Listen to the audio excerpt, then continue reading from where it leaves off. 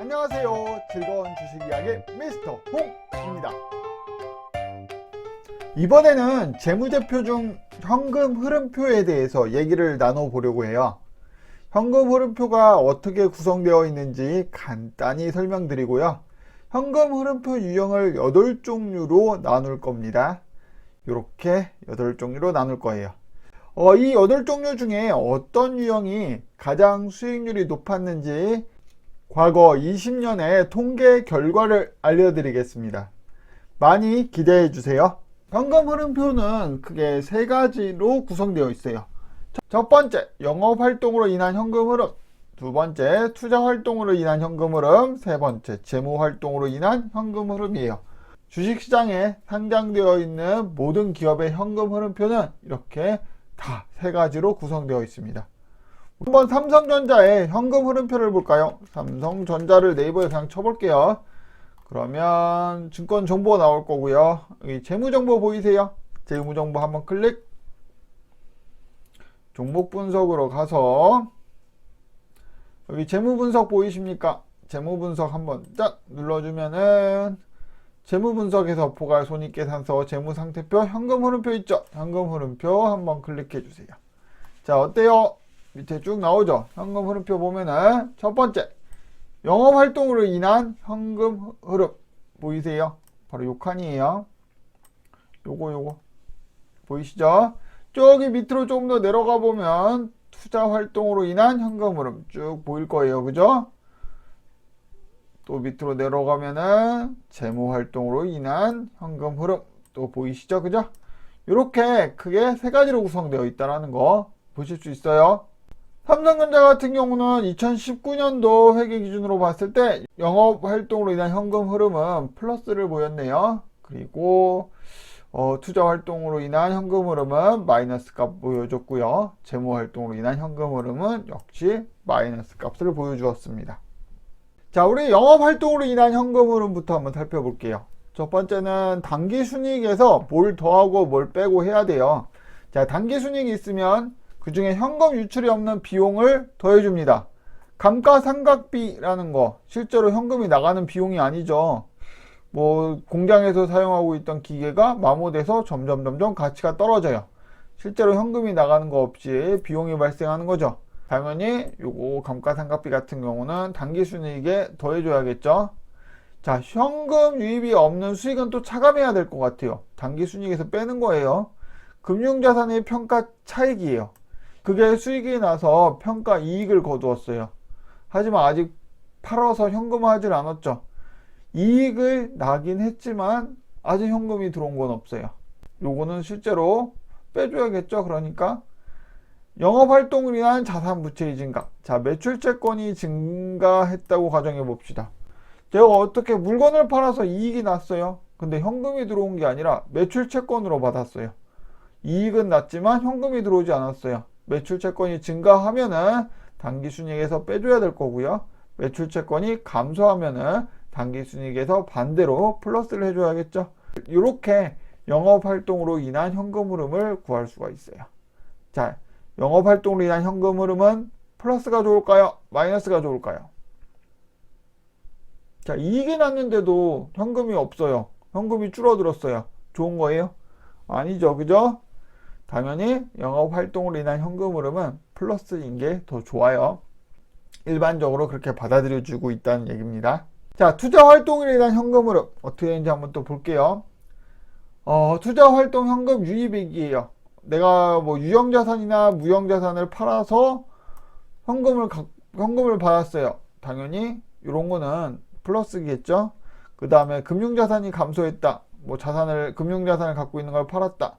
그래서 금융자산이 감소하게 되면 어떻게 돼요? 당연히 현금이 들어오게 됐죠. 그죠? 야, 반대로 현금이 유출액인 건 당연히 반대의 상황이 되는 거예요. 자, 투자활동으로 인한 현금 흐름은 플러스가 좋을까요? 마이너스가 좋을까요? 기업이 계속 뭔가에 투자를 하고 있다면은 뭐 기업이 공장을 사거나 뭐 금융자산에 투자하거나 뭔가 새로운 신사업에 뭔가를 투자하고 있다면 현금 흐름이 마이너스가 되는 게 좋겠죠. 기업이 뭔가 활동을 하고 있다는 거예요. 그래서 일반적으로 투자 활동으로 인한 현금 흐름은 마이너스인 거를 더 선호해요. 마지막으로 재무활동으로 인한 현금 흐름을 볼까요? 요거는 간단해요. 그냥 부채가 늘었어요. 내가 만약에 은행에서 돈을 빌려왔다라고 가정해 볼게요. 그럼 어떻게 될까요? 당연히 재무활동으로 인해 현금이 들어오겠죠. 이런 것들이 재무활동으로 인한 현금 유입액. 자, 재무활동으로 인한 현금 유출액. 현금이 마이너스 되는 건 어떤 거예요? 빚을 갚으면은 마이너스가 되겠죠. 그죠? 현금이 빠져나가는 거죠. 또 배당금이죠. 배당금으로 또 지급해도 현금이 빠져나가겠죠. 자, 어때요? 빚을 지는 게 좋아요? 빚을 갚는 게 좋아요? 일반적으로 빚을 갚는 게 좋은 거죠. 그죠? 자, 요것도 역시 플러스보다는 마이너스인 게 더 좋겠네요. 그래서 일반적으로 많은 가치 투자자들이 현금 흐름표를 볼 때 영업 활동으로 인한 현금 흐름은 플러스, 투자 활동으로 인한 현금 흐름은 마이너스, 재무 활동으로 인한 현금 흐름은 마이너스, 이런 기업을 되게 선호해요. 8개로 나눠볼 수가 있어요.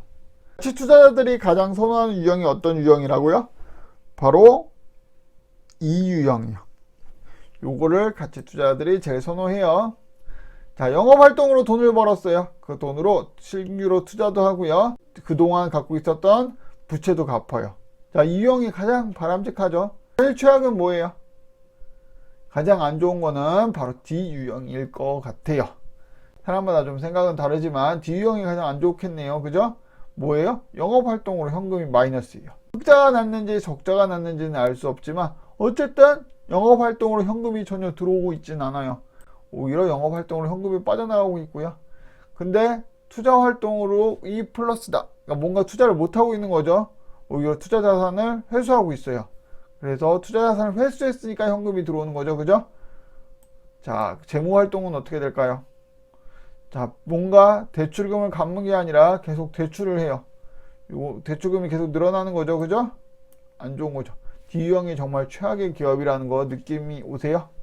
자, 그래서 가치 투자자들은 이 유형의 기업을 가장 바람직하고 우량 기업이라고 생각을 하고요. D유형의 기업을 굉장히 위험한 기업이라고 평가를 합니다. 아까 삼성전자는 어땠죠? 아까 삼성전자가 바로 이 유형의 기업이었죠. 그죠? 영업활동은 플러스, 투자활동 마이너스, 재무활동도 마이너스였어요. 기억해요? 다시 삼성전자 가볼까요? 어때요? 영업활동 플러스, 투자활동 마이너스, 재무활동 마이너스. 바로 삼성전자가 바로 요 이 유형에 해당하는 기업이었네요. 그런데 정말 중요한 것은 이렇게 이 유형의 주식들에 투자하면 정말 수익이 좋은가예요. 막상 통계를 내보면 이 유형의 수익률이 형편없고 D 유형의 수익률이 좋을지도 솔직히 어떻게 알겠어요? 매년 이 유형의 주식을 찾아서 전부 투자하는 그런 방법으로 쓰는 거랑 매년 D 유형의 주식을 찾아서 전부 투자하는 방법, 이렇게 해서 각각 수익률을 비교해 볼 수 있겠죠. 우리 직전 연도 재무제표는 언제 할 수 있죠? 바로 3월 말이나 돼야 할 수 있죠. 그죠? 자, 2019년도 재무제표 언제 할 수 있죠? 2020년 3월 말 돼야 할 수 있어요. 거기에 우리 3개월의 기간을 추가로 두는 겁니다. 그래서 6월 말에 종목을 교체하는 것으로 가정할게요. 매년 6월 말에 종목을 교체해갖고 1년 동안 주식을 들고 가는 거예요. 자, 6월 말에 교체한다 그랬으니까 오늘 녹화하는 날이 2020년 10월 달이니까 2020년 6월에 한번 교체를 했겠네요.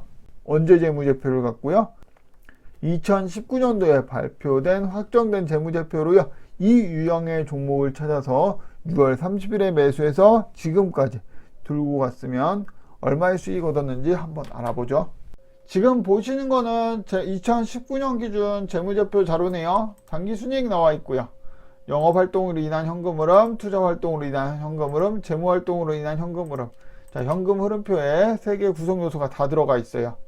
자, 여기는 관리 종목인지 아닌지를 나타내 줬고요. 거래가 정지되어 있는지 안 됐는지 2020년 6월 3일 기준으로, 그리고 지금 현재 시점에서 거래가 정지되어 있는지 안 되어 있는지 볼 수 있고, 코스피 시장인지 코스닥 시장인지도 구분해 줬고요. 매수 가격, 매도 가격 다 표시해 놨어요. 매수 가격은 2020년 6월 30일에 종가고요. 매도 가격은 현재인 2020년 10월 23일에 종가예요. 한 4개월 정도 됐네요. 그죠? 4개월 동안 과연 이 유형의 주식의 수익률은 얼마가 됐는지 알아볼 거예요. 자, 그 전에 일단 우리 외국 기업들 다 제외해 볼까요? 여기서 외국 기업 다 없애줍니다. 자, 외국 기업들은 종목 코드가 앞이 9로 시작됩니다. 그래서 앞에 9로 시작되는 종목들 다 지워주면 돼요. 시작 문자로 A9. 자, 요건 다 외국 기업들이에요.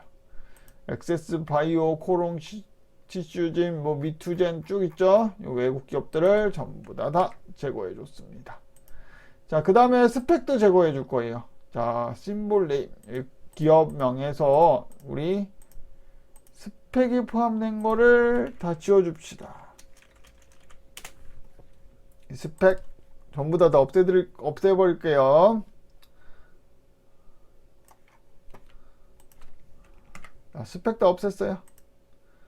자, 그 다음에 또 봅시다. 여기 단기순이익 영업현금흐름 데이터가 아예 없는 것들이 있을까요? 없는 것도 있네요. 과거에 상장 폐지된 종목들. 자, 요것들도 전부 다 없애줍시다. 자, 없애줬어요. 관리 종목도 제외해 줄까요? 관리 종목도 제외합시다. 이렇게. 자, 매수할 당시에 거래가 정지되어 있던 종목은 당연히 2020년 6월 30일 날 살 수가 없었겠죠? 그 종목들도 제거해 줍시다.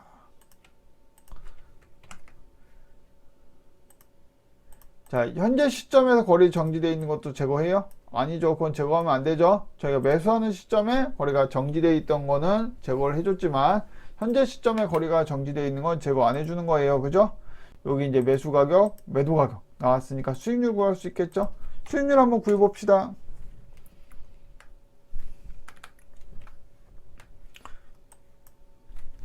수익률 치고요. 현재 가격에서 매수 가격 나누고 빼기 1. 자, 이 수익률이에요. 이거 퍼센테이지로 바꿔주고요. 도수점 둘째 자리까지 쭉 밑으로 다 내려줍니다. 어때요? 수익률까지 나왔죠? 자, 우리 이 유형의 기업들을 찾아볼 거예요. 이 유형 어떤 거였죠? 가치 투자자들이 가장 선호하는 기업의 유형이었죠. 자, 하기 전에 보기 편하게 하기 위해서 보기 틀고정 하고요. 자, 이 유형 어떤 기업이었죠? 영업활동 현금 흐름은 플러스. 가치 투자자들이 가장 선호하는 이 유형. 자, 투자활동 현금 흐름은 마이너스. 재무활동 현금 흐름도 마이너스. 자, 이게 바로 이 유형의 기업들이에요. 2019년도 재무제표 기준으로 이 유형의 기업들의 리스트를 뽑아봤어요. 삼성전자 역시 들어가네요. 그죠? 아까 제가 삼성전자가 바로 이 유형이라 그랬죠? 지금 여기 보시는 건 다 이 유형의 종목들이에요. 쭉 한번 볼까요? 오, 종목 엄청 많네요. 자, 전부 다 몇 개 기업일까요?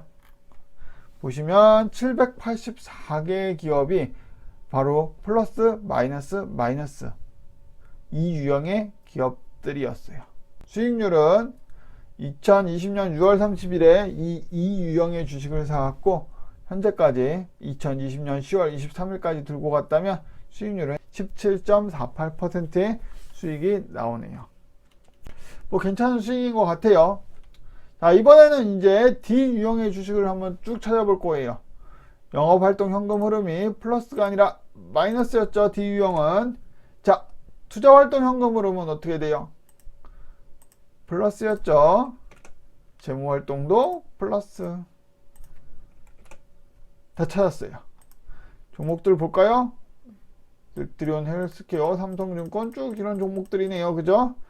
자, 밑으로 쭉 한번 종목들을 보세요. 이런 종목들. 자, 어쨌든 여기 있는 종목들을 2020년 6월 30일에 사서 현재까지 2020년 10월 23일까지 들고 있었다면 수익률은 총 92종목이고 수익률은 17.02%네요. 그렇게 수익률이 나쁘진 않네요. 그죠? 17.48, 17.02%, 뭐 0.4 정도면 거의 차이 없는 거 아닌가요? 그죠? 뭐 D 유형이라고 뭐 수익률이 많이 안 좋진 않네요. 요게 굉장히 좀 차이가 많이 났으면 또 좋았을 텐데 자, 지금 현재만 이런 거일지도 몰라요. 그죠? 과거 20년 동안은 어떻게 됐는지 한번 알아볼게요. 더 통계낸 거예요. 엑셀로 통계낸 건 아니고요. 파이썬이라는 거를 이용해서 통계를 냈어요. 2000년부터 2019년도까지 쭉 통계가 나와 있죠. 그죠? A 유형부터 H 유형까지 쭉 있어요. 그죠? 유형은 어떤 건지 아시죠? 우리는 이 유형이 제일 수익률이 좋을 거라고 생각을 했어요. 실제로 이 유형이 보면은 과거 20년 동안 연평균 복리 수익률 13.22%의 수익률을 올렸어요. 오, 괜찮은 수익률이에요. 그죠? 하지만 이 유형이 제일 수익률이 좋은 건 아니에요. 보면은 B 유형이 더 수익률이 좋았어요. B 유형은 뭐죠? 플러스 마이너스 유형. 이게 더 수익률이 좋았어요. 근데 거의 뭐 차이는 없죠. 13.5나 13.2나 거의 1등, 2등을 좀 다투고 있는 것 같아요. 제일 수익률이 안 좋을 거라고 생각했던 D 유형 수익률 볼까요? 1년에 1.95% 밖에는 벌 수가 없네요. 그죠? 그렇다고 D 유형이 꼴찌는 아니네요. 더 안 좋은 것도 보이죠? 눈에. 뭐죠? 요거네요. 요거. 자, G 유형이 D 유형보다 더 수익이 안 좋았어요. G 유형은 뭐죠? 마이너스, 플러스. 어쨌든 뭐 이 유형이 제일 수익률이 좋은 건 아니지만 상당히 좋은 수익률을 보여줬고요. D 유형의 수익률이 제일 안 좋은 건 아니었지만 상당히 좋지 않은 수익률을 보여주었습니다. 다음 표는 적자 기업을 제외하고 당기순이익 흑자 기업만 보여드린 표예요.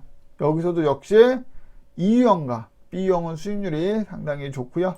그 다음에 D 유형과 G 유형은 수익률이 상당히 좀 좋진 않네요. 흑자 기업만 뽑아서 통계를 내도 E 유형의 수익률은 상당히 괜찮은 편에 속해 있어요. 단순히 현금 흐름표에서 영업활동으로 인한 현금 흐름 플러스, 투자활동으로 인한 현금 흐름 마이너스, 재무활동으로 인한 현금 흐름 마이너스, 즉 E 유형의 기업들이죠. 이렇게 E 유형의 주식들을 전부 동일하게 매수해서 1년마다 교체해주는 아주 단순한 방법으로도 과거 20년간 연복리 13%의 수익을 얻을 수 있었다는 사실을 알았어요. 연복리 13%의 수익률, 2000년 6월달에 1000만원으로 시작했다면 2020년 6월달에는 1억 1770만원이 되는 수익이에요. 주식으로 수익 내기 정말 쉽죠?